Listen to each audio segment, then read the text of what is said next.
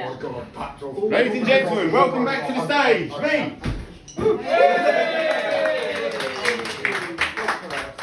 Can't do a big announcement because it's even fucking less now. Some of the actors, you know, it's getting less and less by the minute. I think by the time we finish, there'll be literally 2 people left here. A mass exodus halfway through. In all fairness, we had one act trying to fucking kick people out already. So, you know. But did we enjoy the first half? Yay! Excellent, fantastic. So, Duncan, I haven't spoke to you yet, have I? It is Duncan, isn't it? It is. It is Duncan. Tremendous acting, by the way, no matter what James says. Well, thank you very much. So, are you Cornish? I am. You lived your whole life born and bred? Pretty much, yeah. 5th generation, proper Cornish? Any extra fingers or toes to prove it? A couple? Wet toes, yeah. A couple? I went toes. Proper good fucking swimmer, ain't you? No way they're getting bitten by a shark for you, you can outswim them bastards. But see, I can say that because I'm from Norwich originally, and I choose to live in Cornwall, so about as inbred as I could possibly get, really. You know? I don't know what it is about my sister. But I can't stop fucking her. I'm only joking, I haven't got a sister. But my brother. So then, Duncan, do you live in Wadebridge? I do. You do live in Wadebridge all your life? No, last 4 years. Last 4 years. You don't sound very Cornish. What would you like? Well, I can understand you for a start. You know, when you get a bit further down and you get kind of down to St Just and there's like a bit Hills of Eyes out there, it's a bit Wicker Man, isn't it? You know, you really can't understand what the fuck anyone's saying or going on about. But yeah, anyway, so yeah, that's everyone spoke to. Oh, we spoke to you. Are you two together? Are you a couple? No. You're not a couple, just friends? We're just mates. Just mates? Yeah. And you live in Wadebridge, Cornwall as well? Chapel Angle down the road. Where, sorry? It's like the middle of nowhere down the road. Sounds posh. Absolutely not. Yeah, I live in Chadwell Angle. Yes, my butler brings my tea at 8. I have a Darjeeling and I have an Earl Grey. So, you born and bred in Cornwall or? No, I'm from Malaysia, so like a few continents away. I didn't want to ask where you were from after the first incident. That's fair enough. You know, I felt fucking bad enough for that as it is, and it was not meant like that in the slightest, but obviously. But yeah, that's a nice little callback, isn't it? So, hey, it's always good, isn't it? So, Malaysia, how long have you been in the UK for? About 9 years now. Why? Shits and gigs. What's that? Shits and gigs. Shits and gigs. That's what it does, and you ended up in Cornwall, so it's the best part of the UK, isn't it? Hey! And it must be because half of us have moved down here from other places because, well, where we were from was a bit shitty, wasn't it? I mean, I'd say I was actually born in Norwich, but I only lived there for 6 days. If that gives you any indication of what that was like. You know, but obviously by the accent, I was brought up in Essex, hence the more kind of Cockney-ish accent, more Mockney, if anything, as I like to call it. You know, it's not really called, because the Essex accent is very similar to a Cornish accent. It's actually very farmers and countrified-ish. You know, it's very you are. But as London has spread out, you know, then obviously most people have spread out, some of their houses moved to the suburbs and eventually moved out to the country, and so the Essex accent has become what this is now. Shit. You know, bastardised, but every other word is the word fuck. You know, but in Essex it's very weird, because when I was living in Essex, I was officially a weirdo. Now I'm a weirdo anyway, but when I lived in Essex, I had slightly longer hair like G, you know, and it's, in Essex everyone has to have the same cut, and has to have the same shoes and the same things, you know, and it's, I used to get my clothes from a charity shop before it was fashionable to do so. You know, and it's people, and I used to ride my skateboard to the pub, and people used to look at me like I was a fucking weirdo at 28. And when I moved to Cornwall, no one bats an eyelid. You know, because we're all a bit fucking weird. And I honestly believe that. I think that's why we all ended up down here, because we all didn't quite fit in where we were. We were kind of like the oddballs of our village or whatever else, and so we come down here, and we're all fucking weirdos together. And I love that. I fucking love that. You know, when I moved down, I moved to Newquay, and Newquay's the biggest oddball place of everywhere. And I've never known anywhere where you can go out any night of the week and see someone off their tits who was in their 60s. incredible. It's incredible. You go out any night in Mookie, you can see someone in the corner absolutely going. They've got no fucking teeth. And they're like that. It's like, fuck, Jesus Christ, man, bind your neck in. I work with someone, yeah, he's in his 60s, and the other day he came up and tried to give to me a Viagra. He said, be careful with that, John, because it's got a bit of speed over it as well.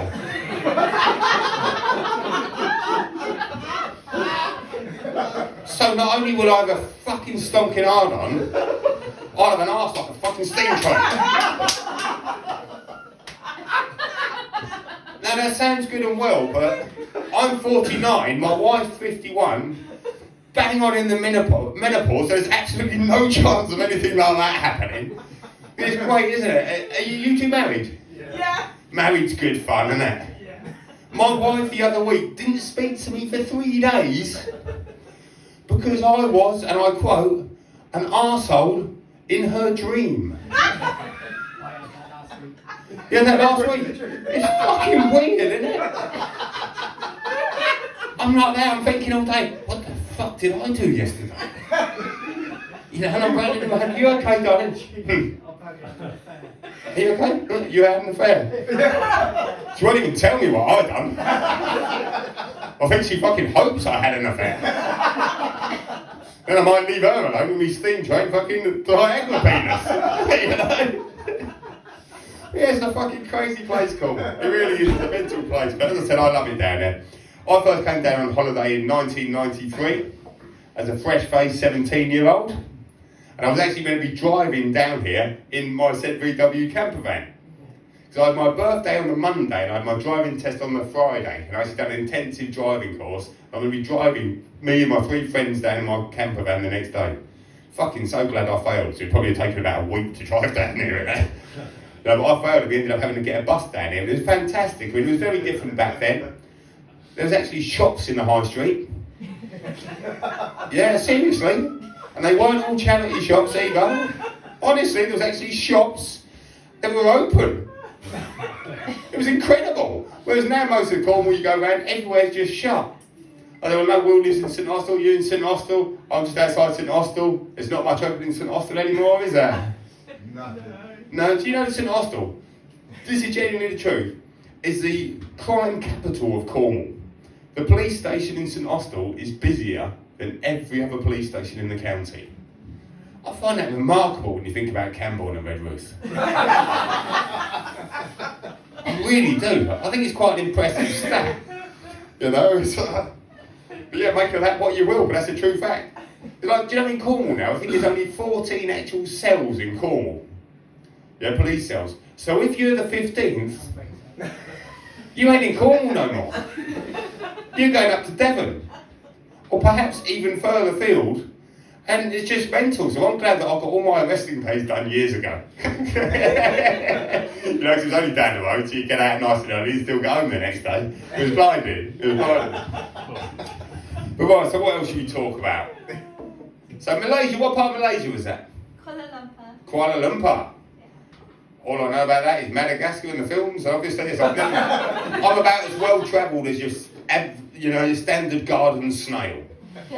You know, I've literally been abroad about 4 times in my life. I've never been anywhere that exotic. I'd love to go, but as I mentioned before, I haven't got a pot to piss in, and I like drugs.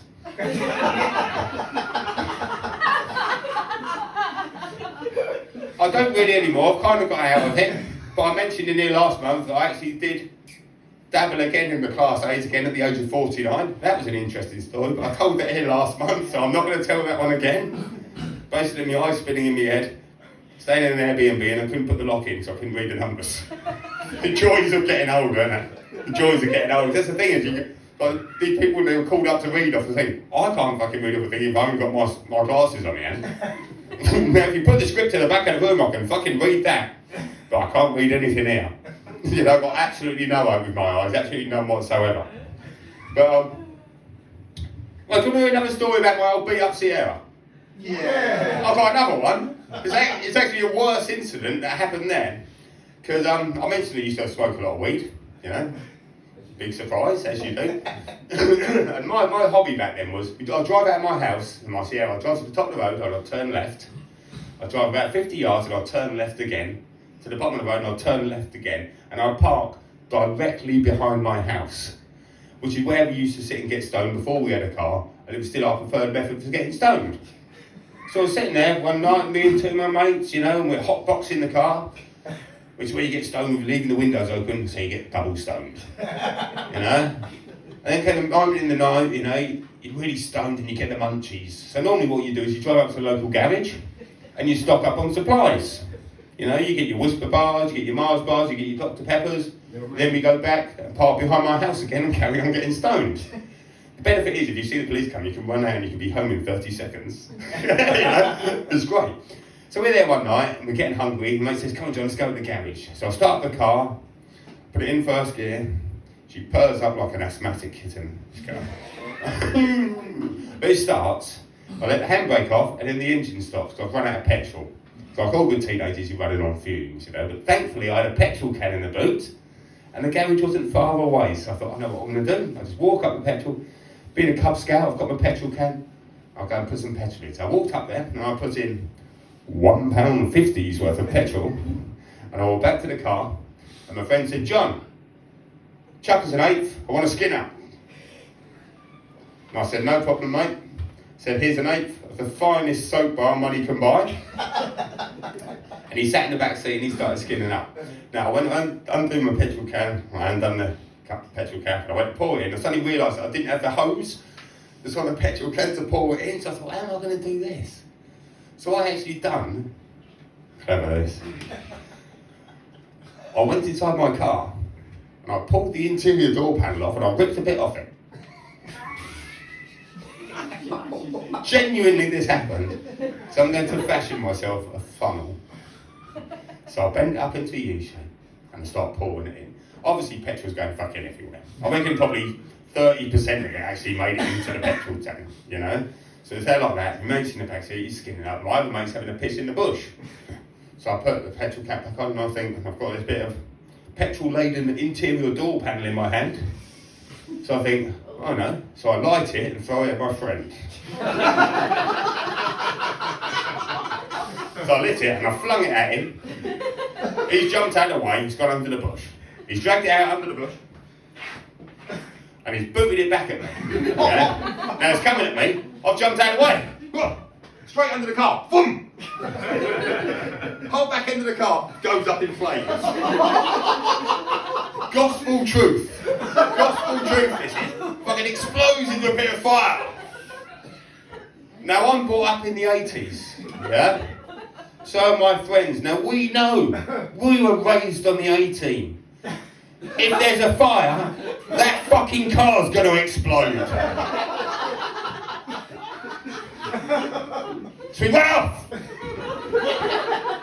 Now we got about 20 metres away. And then we hear, help! Help! My friend was in the back seat still. And the child lock was on. So we run back.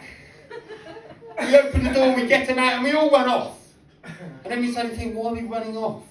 We've got to address this situation. So we walked back. And fucking ran back. And by the time we get back, there's literally just a small fire down near the back wheel. Now this was on a little hill. All we had to do was let the handbrake off. And we rolled away from the fire. Did we do that? Nope. What we done was run to my friend's house to fill up buckets of water. And by the time we got back to the car, the whole back end was fucking engulfed in flames. And genuinely, the worst part about it was me, my mum and my brother were moving house the next day. And I was the only person in the house with the vehicle. It was a fucking carnage, but it's genuinely a true story. But I did actually get paid out on the insurance by it.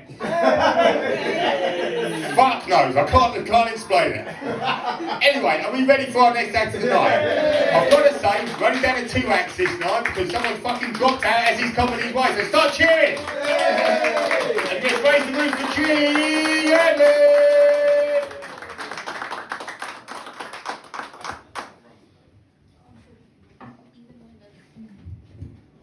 bit about me. I'm